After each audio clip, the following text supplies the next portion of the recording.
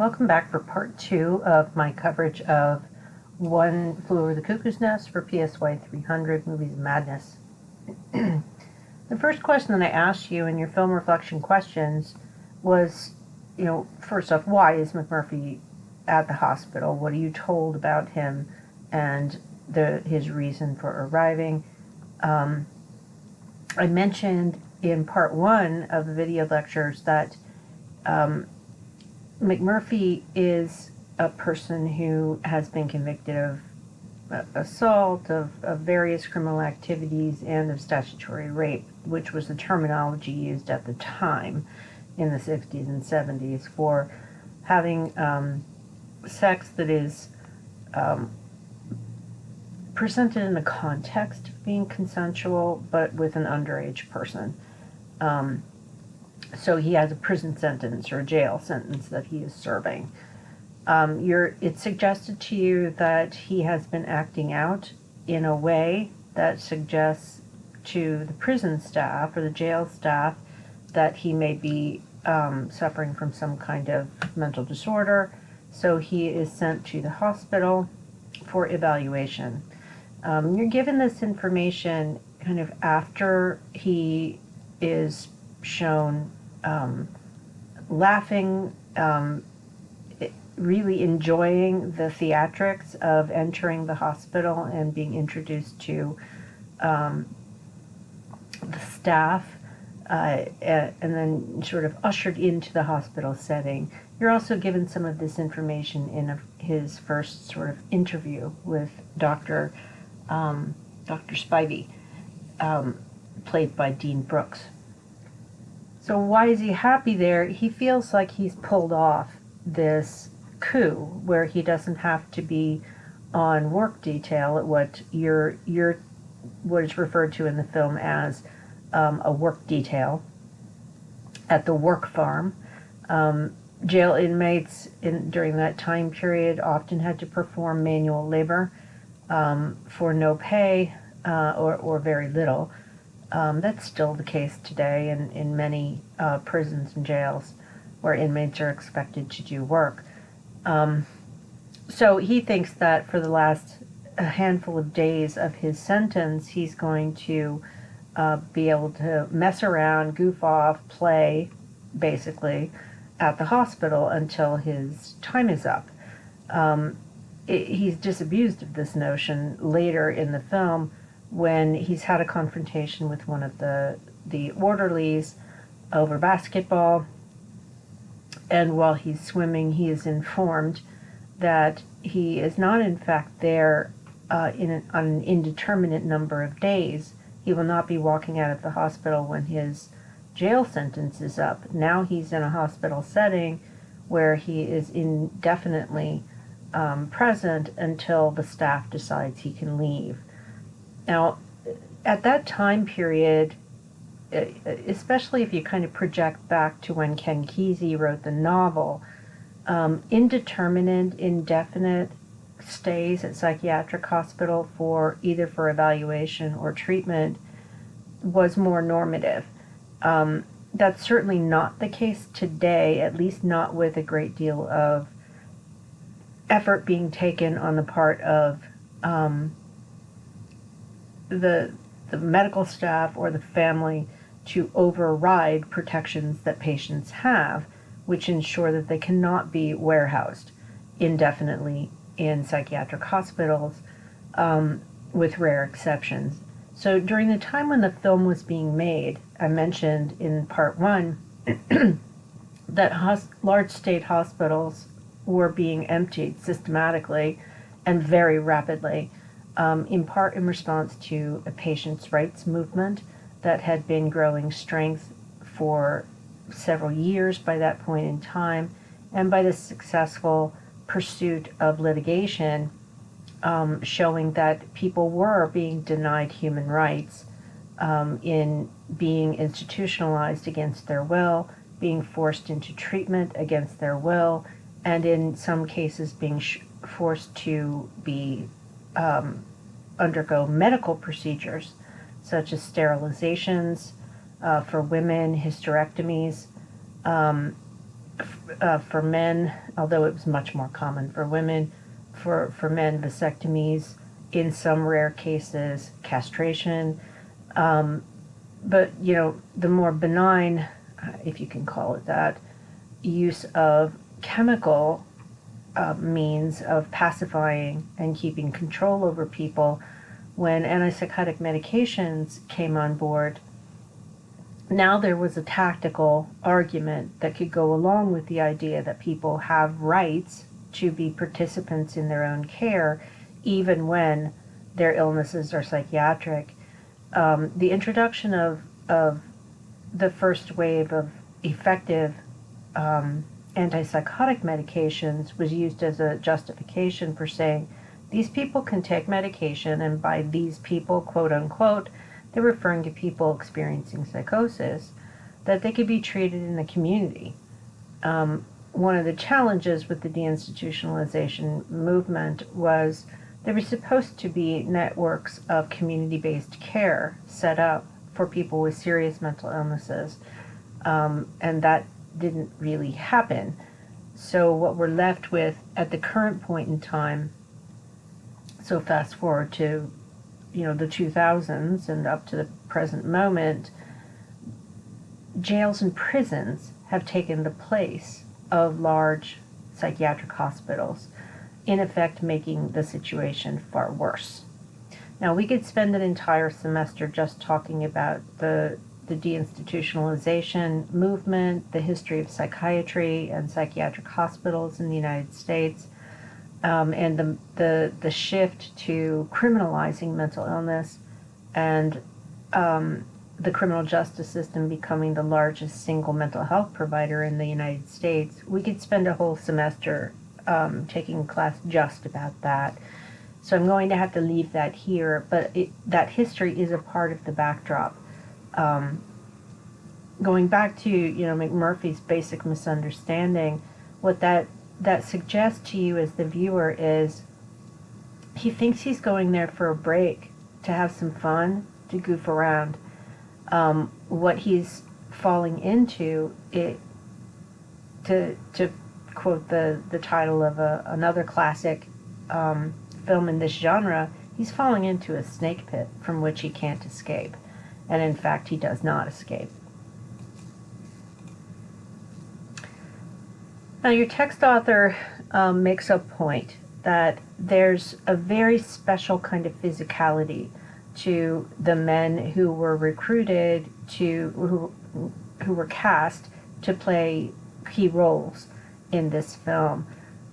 Some by their size, some by their stature, by their physical, just their bearing, how they present themselves moving across a room.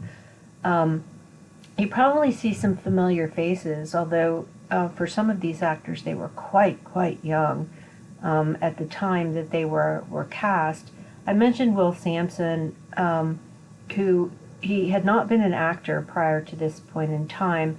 He was living in Oregon. He was a park ranger at that time. He was a member of the Muskogee Creek tribal nation. He was reportedly 6'7" or 6'8". The reason why his height matters is because in the novel he was described as being very physically imposing and very tall. And Michael Douglas was intent on finding someone who was actually Native American who could play that role. It went down to the last minute finding Will Sampson, and it turned out that one of the local people who were on the ground, Mel Lambert, he plays a bit role, but he was like one of the people who knows everybody around there. And he was like, well, I know this guy. And that's how they found Will Sampson. And he went on to have an acting career and was an activist for Native Americans and other causes. So he's physical. He's physically imposing.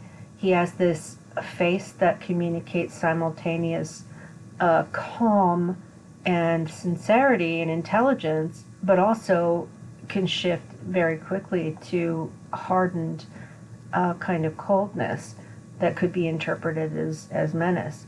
So he has that very big physicality to him. You're not told why he's there, although it's communicated that he doesn't speak, and it's inferred that he can't hear. So he's introduced to McMurphy as a big, deaf, dumb Indian. So if you forgive that language, that's how he is seen, and that's how he's presented to you as the audience as well. Other character actors here, both, Danny DeVito, you might, if you've watched various cable TV productions in recent years, Danny DeVito's still out there, still acting.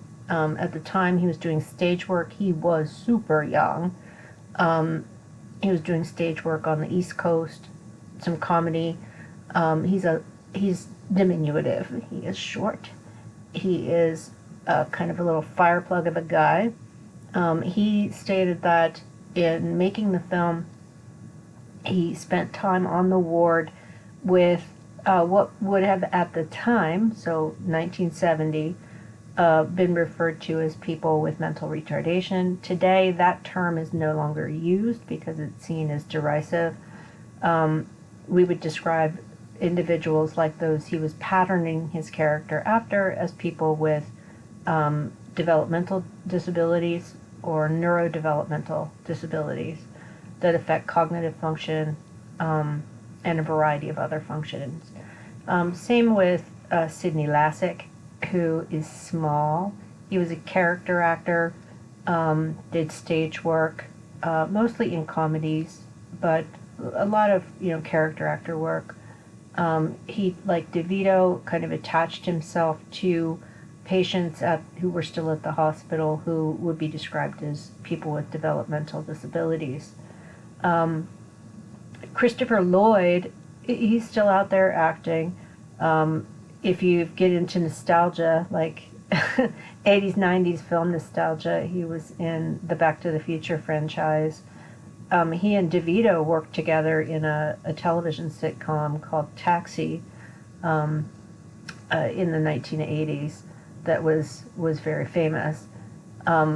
He normally plays roles where he's very silly and ridiculous and generates loads of laughs. In this film, he's presented to you as an angry man-child. He behaves with, white-hot heat. He blows up uncontrollably, and he acts like an adolescent boy who has no control over his emotions. William Redfield was a well-known character actor, doing dramas and comedy. He did some stage work. And then Brad Dourif, still acting. He was very young and looks even younger than he actually was. This was his first major role in a major film. He had at the time this, kind of poof of hair. He still had adolescent skin. He's shown to you with a breakout of little boyhood pimples on his face. He has a size and stature that in some moments of the film is a bit effeminate, and that's on purpose. So Milos Forman was very intentional in the choices that he made. And if you reflect back onto the stereotypes of people with mental illness in film, you're kind of hitting all the notes. You have childlike and incompetent in the two small, round men.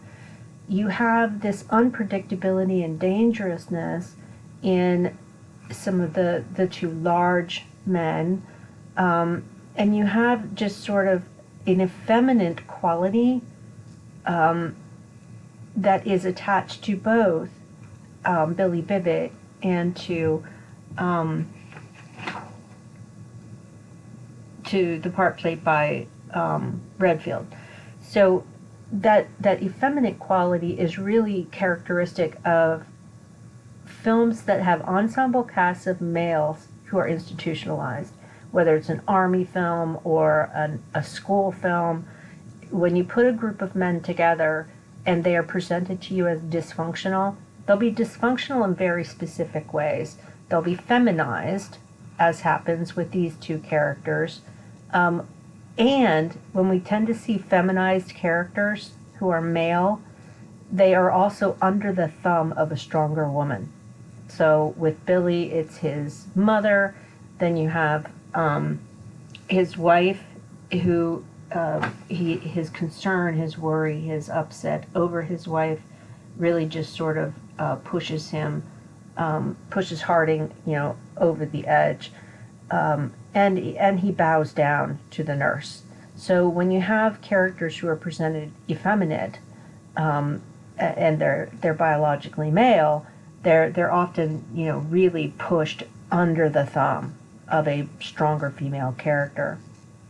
For the out of control characters, the message that you're getting is that they look okay, but they're going to blow. And even for Chief Bromden, Will Sampson has this understated way of never taking his eye off you. So you may turn around, and Milos Forman does this in the film. You're focused on the action with McMurphy or the other actors, but then your eye will drift to the background, and there he is. He's staring.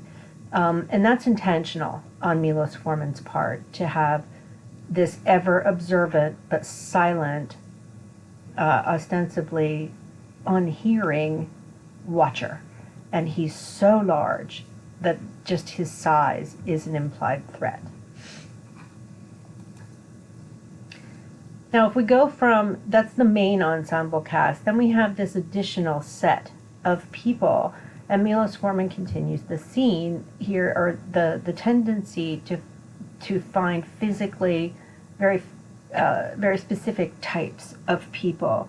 One choice that he made was Michael Berryman. Here down at the bottom right, he played Ellis. Michael Berryman had a career basically in horror films, where his physicality, which is quite unusual, he's a person who lived with, I don't know if I will pronounce this properly, hypohidrotic ectodermal dysplasia is what it's called. These are people who have an unusual shape and size to the head, some other unusual facial features, but they also have no sweat glands, no hair, no nails, no teeth. So he had a very unusual physicality, and Milos Forman just couldn't resist, just sort of dropping him in to a non-speaking role.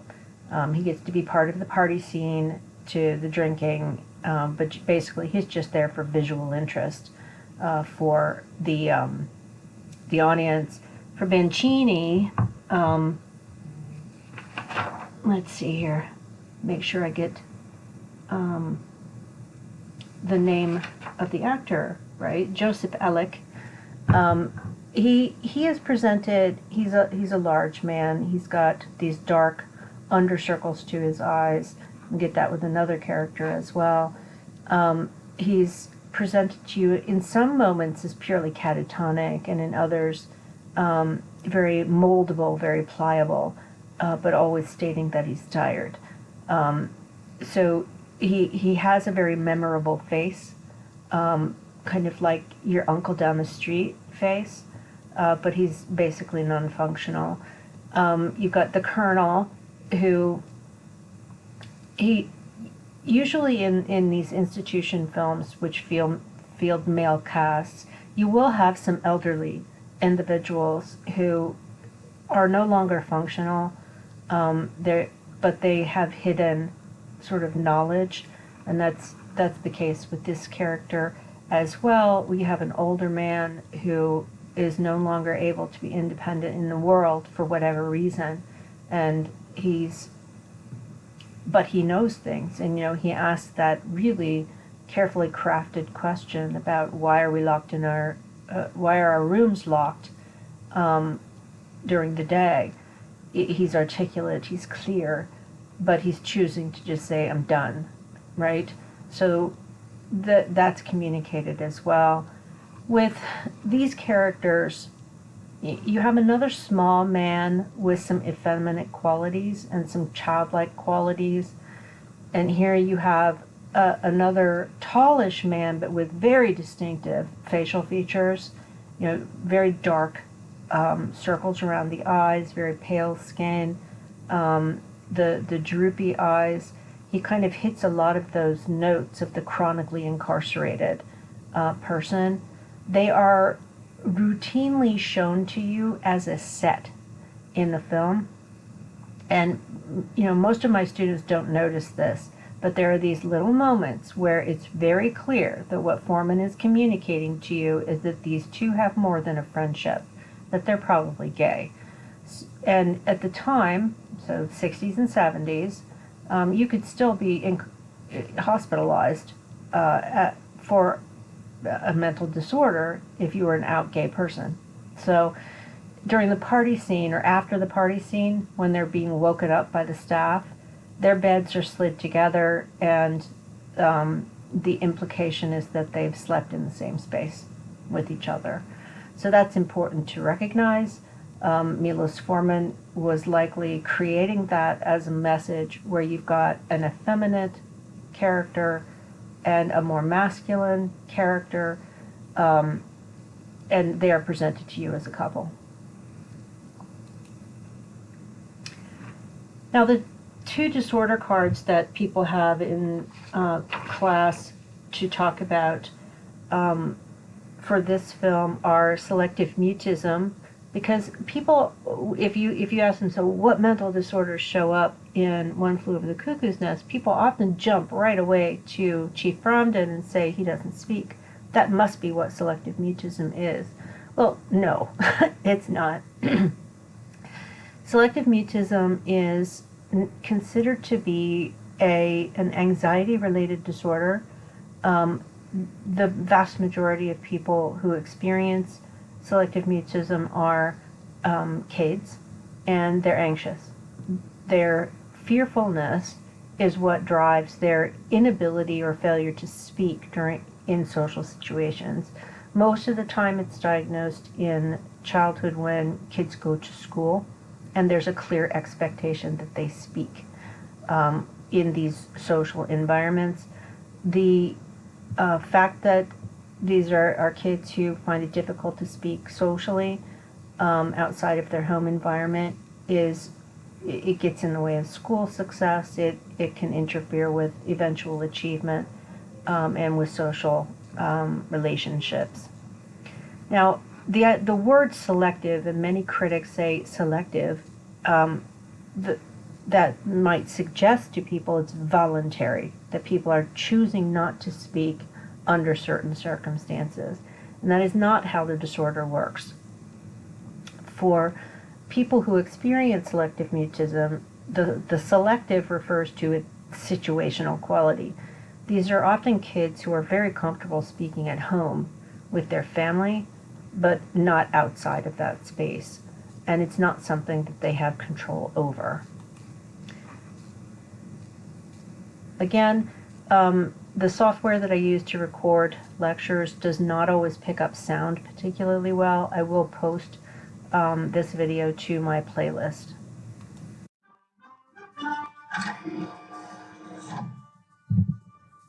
A childhood condition that has confused others and confounded parents for many years is known as selective mutism, and it affects hundreds of thousands of kids who can speak perfectly well without hearing. But kids all around, including their friends, are attending school. What's bad is that the sugar feelings are about one family struggle with this issue.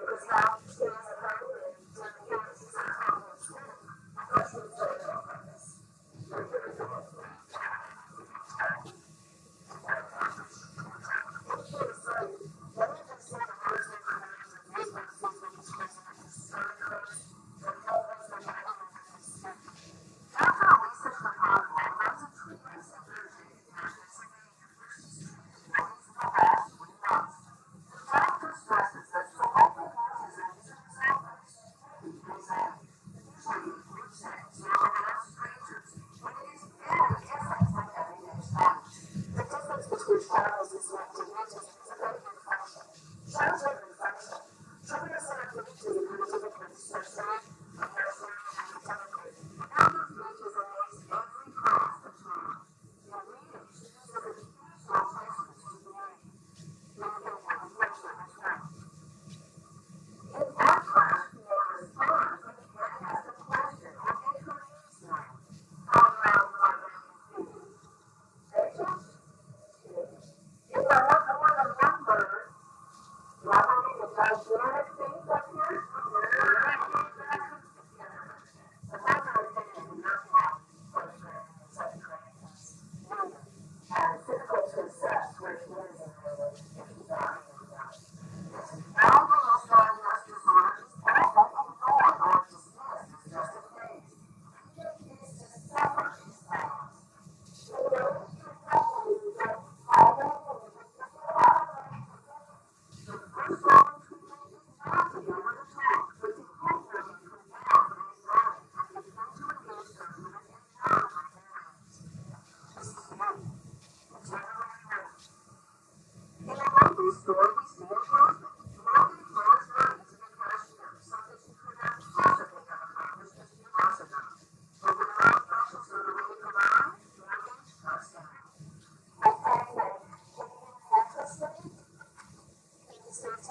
Logan still has a long way to go. Seeing now home videos about other parents, he has no problem asserting herself with her siblings.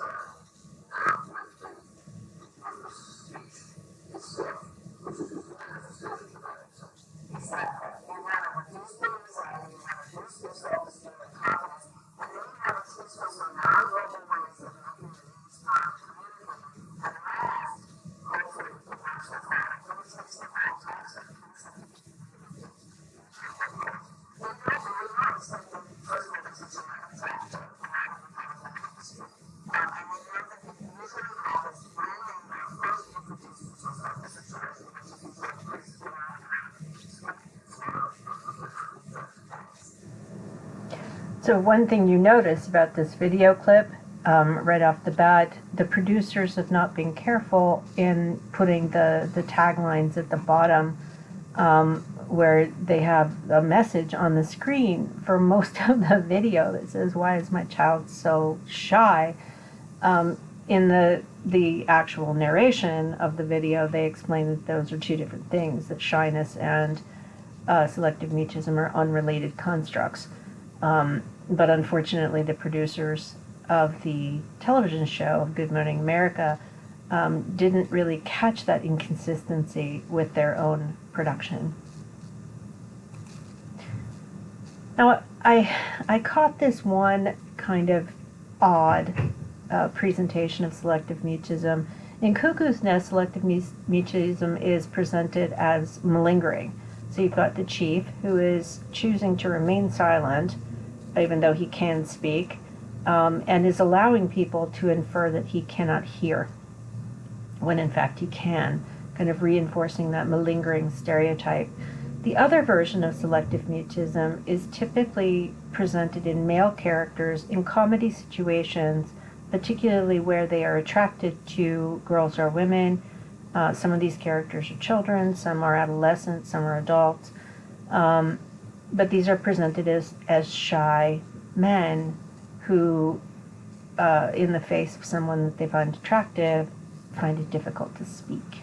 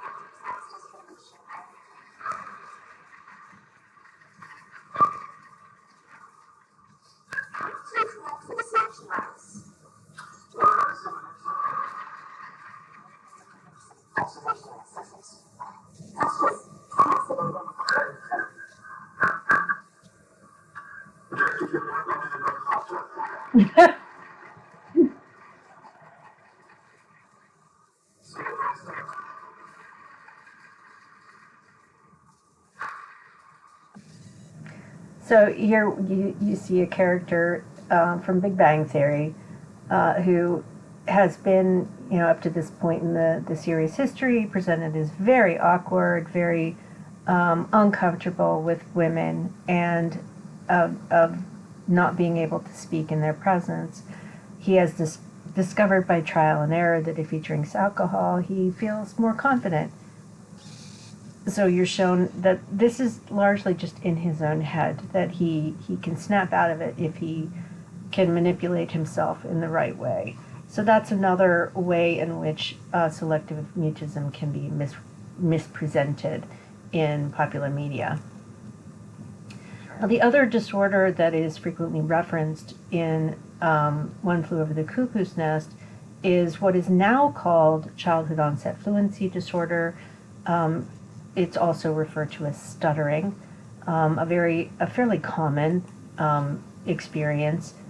Basically, the DSM includes childhood onset fluency disorder or stuttering as a neurodevelopmental condition that typically onsets in childhood.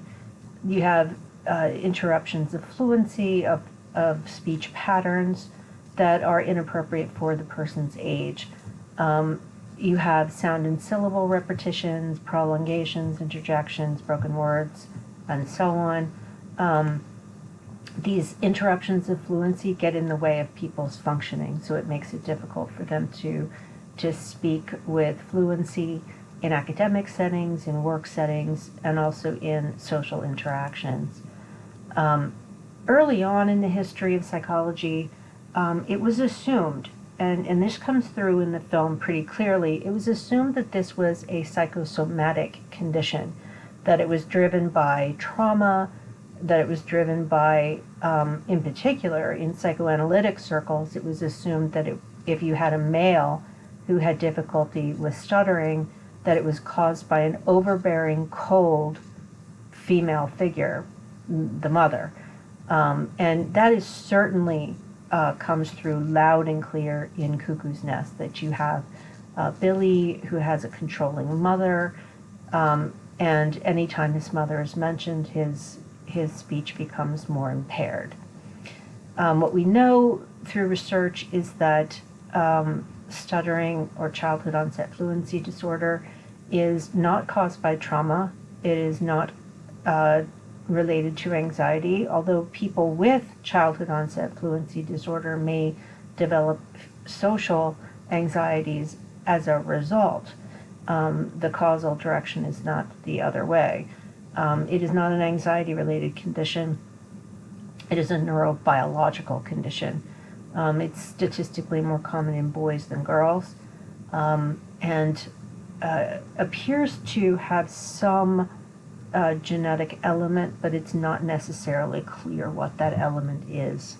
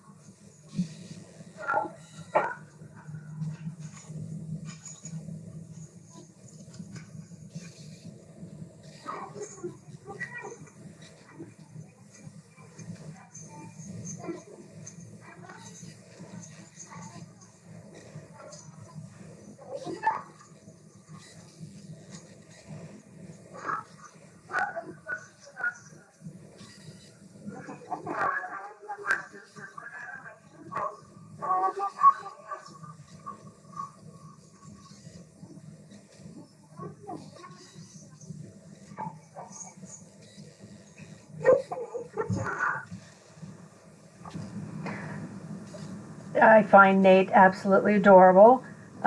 This video clip is also a great example of a stigma buster project. So here what Nate has done with his mother is to create a little presentation giving you some really sound facts and ideas about childhood onset fluency disorder, more commonly known as stuttering.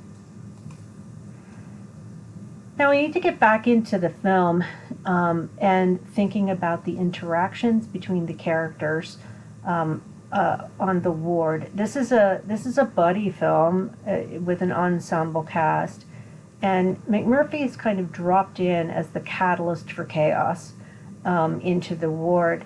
He starts out, just observing, trying to get the lay of the land, but he's bored. He's a troublemaker, and that is, essentially his initial role. He wants to entertain himself until his time is up, but he gets bored. And, he's trying to play cards with them, and it's loud, and he can't get them to play cards correctly. It frustrates him. He gets angry. Then he wants to get the men engaged. He wants to get them to take back their independence, their ability to determine what they do with their time. He does this on the basketball court. He does this with the baseball game.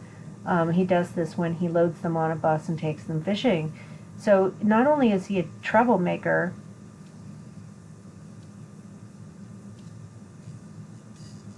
sorry, I'm having a mouse problem. It's gone a little off kilter. He not only is he a troublemaker, he's a catalyst for change. He's involved in trying to get the men to re-embrace their masculinity, to state what they want and demand what they want and take on the nurse and make her back down. Now I ask you in the reflection question, what's the role of the water station? I didn't know what else to call it. It's this heavy marble device, plumbing device installed in the tub room. And you first see it when McMurphy decides to use it when the bickering, when the men's bickering over Monopoly just puts him over the edge, and he hoses them down like children to make them stop bickering. And then that transitions into kind of a challenge of saying, I'm going to pick this thing up, I'm going to throw it through the window and escape. And then he can't. And that's a symbolic kind of moment. And then the final scene of the film, this iconic scene, it was shot in one take. The rest of the cast, they're laying down in their beds. They don't think that there's any filming going on. They're just sleeping. And Milos Forman told Will Sampson, you have one chance at this. This is a single take thing. We can't reproduce it. Get it right. So he picks up the marble device and he carries it across the room, throws it through the window, and escapes. So you have the symbolic representation of this. This is a tool you can use to control people. It's heavy. It's intense. It's also in a private space. The tub room was a place where the men could go and just be themselves outside of the view of the staff. So that's why they were gambling in the tub room. That's why they were playing Monopoly in the tub room. It was one of the only places they could go without being watched by the staff, particularly the nurse. So when their privileges to that room were restricted because of the gambling and the play, that means they had taken away from them their one private space. And then ultimately the water station becomes the chief's pathway to liberation and to showing the other men that there's this possibility. Now the question is asked several times throughout the film, is McMurphy a person with a mental illness? And it's intended to be a question without an answer. Many people come out of the film saying, he's just a criminal and kind of an idiot, but he doesn't have a psychiatric condition. Some people just say, well, he's a bit of a psychopath, not a hardcore one. I mean, he genuinely comes to care for the men he's been hanging out with for weeks. But other than that, he doesn't appear to have any kind of diagnosable mental illness. And you note that the head doctor doesn't believe he has a mental illness either. But the nurse Ratched believes that they have a responsibility to try and reform him. That sending him back to the work farm, which is where Dr. Spivey wants to send him, means that they are derelict in their responsibilities. Now, for many viewers, they see the Nurse Ratched, demanding that he stay as a control issue, that she wants to control him. She wants to infantilize him and turn him back into a child. Louise Fletcher, the actor, her take on it was she truly, almost in a religious sense, believes that it is her role, her mission in life to make people better. And for these men, better means obedient. It means quiet. It means responsible. It means submissive. So another way of looking at the gender angle on this is that she wants to feminize them. She wants them under control, easily malleable, and very responsive to her instructions. Now, the staff interactions, McMurphy's interactions with the staff are quite interesting for a film from that time period. So we're talking late 60s into the 1970s. You have interactions between, there are white staff, the head doctor, Nurse Ratched, Nurse Pillbow, but then you have other staff who are people of color.